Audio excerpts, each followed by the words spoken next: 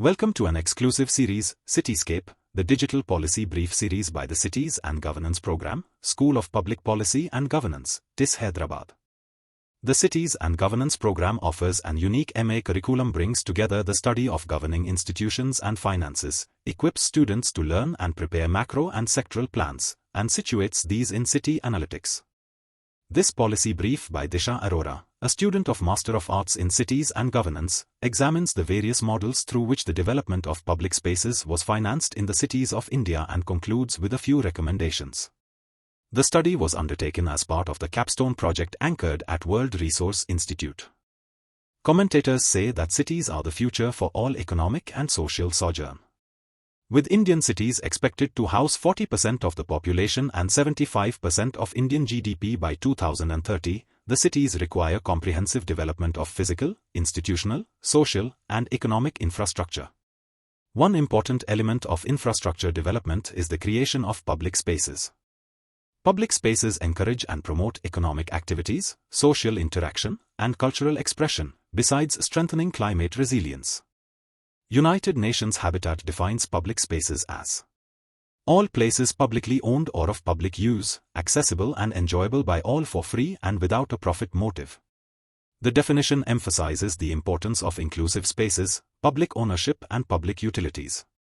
The policy brief examines the financing models of public spaces in 26 capital cities of India. First, these cities represent diverse demographic, economic, and infrastructural characteristics. Second, capital cities are likely to receive significant government and private resources for development, thereby making it ideal for studying financial models and institutional designs in public space development.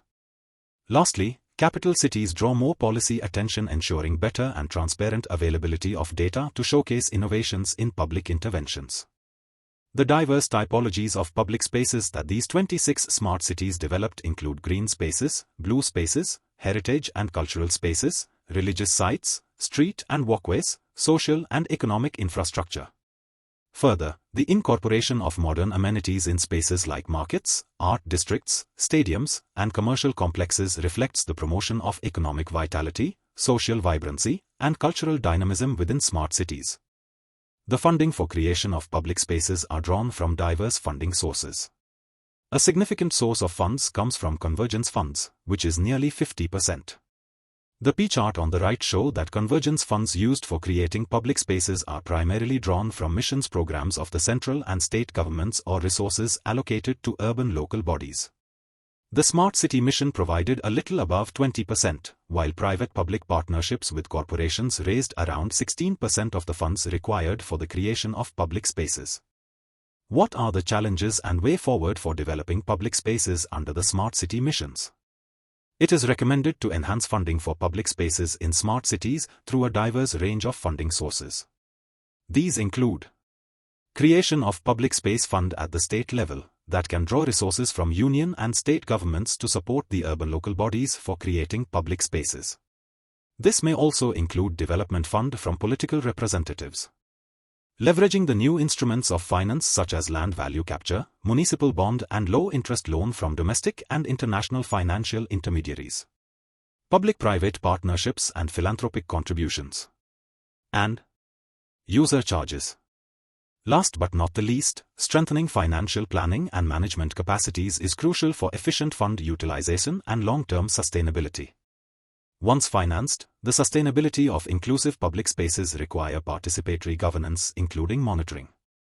This entails: first, strengthening the institutional capacity of the ULBs for undertaking interdisciplinary planning processes to align with its objectives. Second, the plans of the city at the design and formulation stage should include public spaces in all social and economic infrastructure projects. Third, the planning stage should ensure to mitigate any potential displacements, gentrification and exclusion. Fourth, the governance element should institutionalize a strong monitoring and feedback mechanism to ensure accountability of administrators across departments. Lastly, an attempt should be made to implement user charges for financially sustaining quality and inclusive public spaces.